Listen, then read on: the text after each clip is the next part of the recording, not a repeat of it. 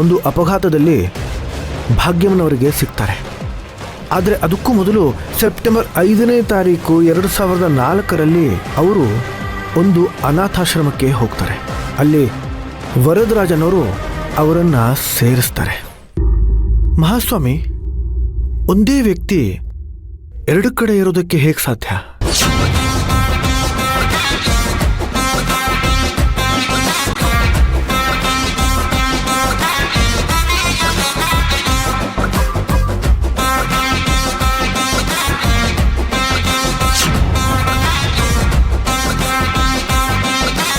ಮಹಾಸ್ವಾಮಿ, ರಾಕೇಶ್ ಅವರು ಕೊಟ್ಟಿರೋ ಹೇಳಿಕೆ ಪ್ರಕಾರ ಅವರನ್ನು ಅನಾಥಾಶ್ರಮದಲ್ಲಿ ವರದರಾಜ್ ಅನ್ನೋರು ಸೇರಿಸಿದ್ರು ಅನ್ನೋದು ಸ್ಪಷ್ಟವಾಗುತ್ತೆ.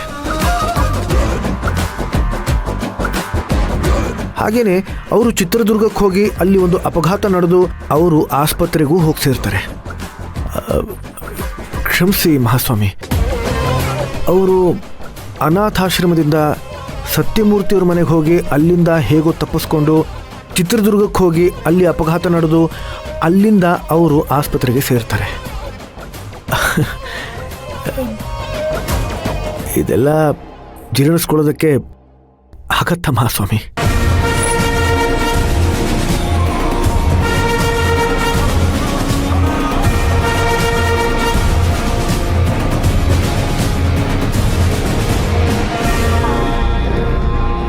ಭಾಗ್ಯಮ್ಮ ಅವರೇ, ತಾವಿನ್ನೂ ಹೊರಡಬಹುದು.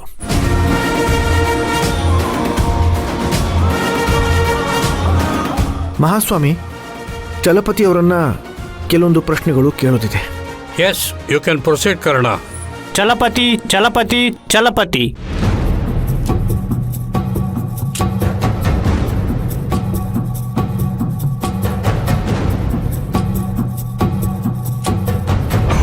ಚಲಪತಿ ಅವರೇ, ರಾಕೇಶ್ ಅವರು ತಮ್ಮ ಮಗ ಅಂತ ಹೇಳೋದಕ್ಕೆ ತಮ್ಮ ಹತ್ರ ಏನಾದರೂ ಸಾಕ್ಷಿ ಇದೆಯಾ?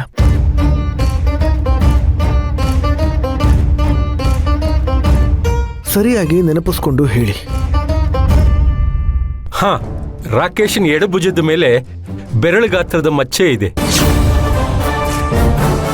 ತಾವು ಅದನ್ನು ಪರಿಶೀಲಿಸಿದ್ರೆ ತಮಗೆ ಎಲ್ಲ ವಿಚಾರ ಗೊತ್ತಾಗುತ್ತೆ ಮಹಾಸ್ವಾಮಿ. ಏನಪ್ಪ ರಾಕೇಶ್, ಚಲಪತಿ ಅವ್ರು ಹೇಳ್ತಾ ಇರೋದು ನಿಜಾನಾ? ಆ ಥರ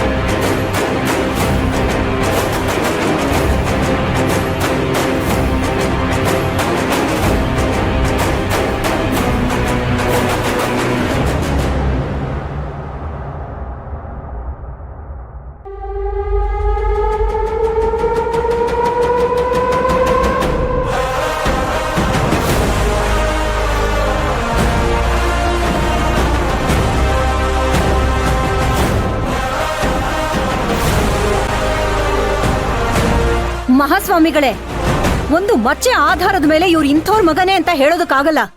ಮಚ್ಚೆ ಯಾವಾಗ ಬೇಕಾದ್ರೂ ಬದಲಾಗಬಹುದು.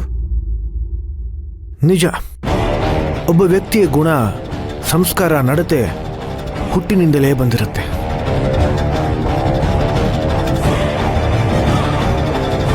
ತಾವು ದಯವಿಟ್ಟು ಈ ರಿಪೋರ್ಟ್ನ ಪರಿಶೀಲಿಸಬೇಕು.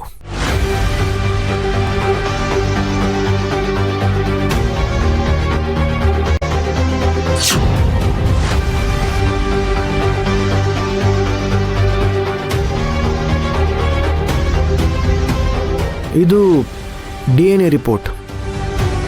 ಚಲಪತಿಯವರ DNAಗೂ ರಾಕೇಶ್ ಅವರ DNAಗೂ ಸ್ಪಷ್ಟವಾಗಿ ಹೊಂದಾಣಿಕೆ ಆಗತ್ತೆ ಅನ್ನೋದು ಲ್ಯಾಬ್ನಿಂದ ಈ ರಿಪೋರ್ಟ್ ದೃಢೀಕರಣಪಡಿಸಿದೆ.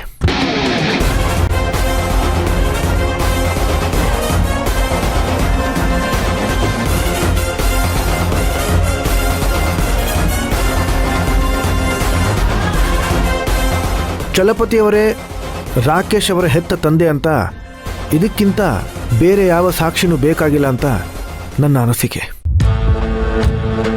ಮಹಾಸ್ವಾಮಿ,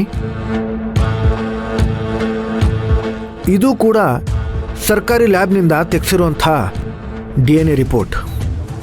ಇದರ ಪ್ರಕಾರ ಸತ್ಯಮೂರ್ತಿಯವರ DNA ಗೂ ನನ್ನ DNA ಗೂ ಹೊಂದಾಣಿಕೆ ಇದೆ ಅನ್ನೋದು ಗೊತ್ತಾಗತ್ತೆ.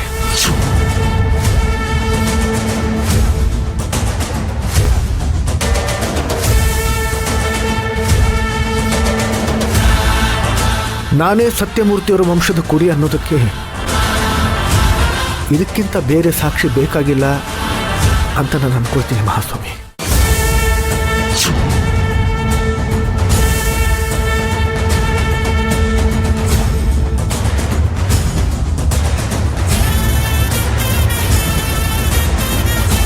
Defence, any cross question?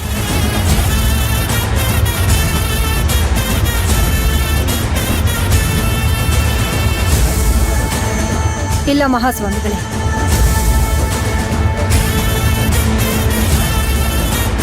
ತಾವಿನ್ನೂ ಹೊರಡಬಹುದು.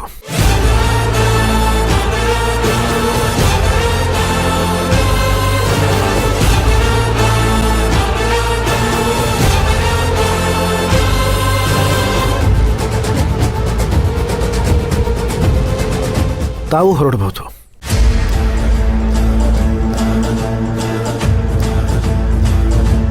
ಮಹಾಸ್ವಾಮಿ, ಮುನೇಂದ್ರ ಅವರನ್ನ ಕೆಲವೊಂದು ಪ್ರಶ್ನೆಗಳನ್ನ ಕೇಳೋದಿದೆ. ಮುನೇಂದ್ರ ಮುನೇಂದ್ರ ಮುನೇಂದ್ರ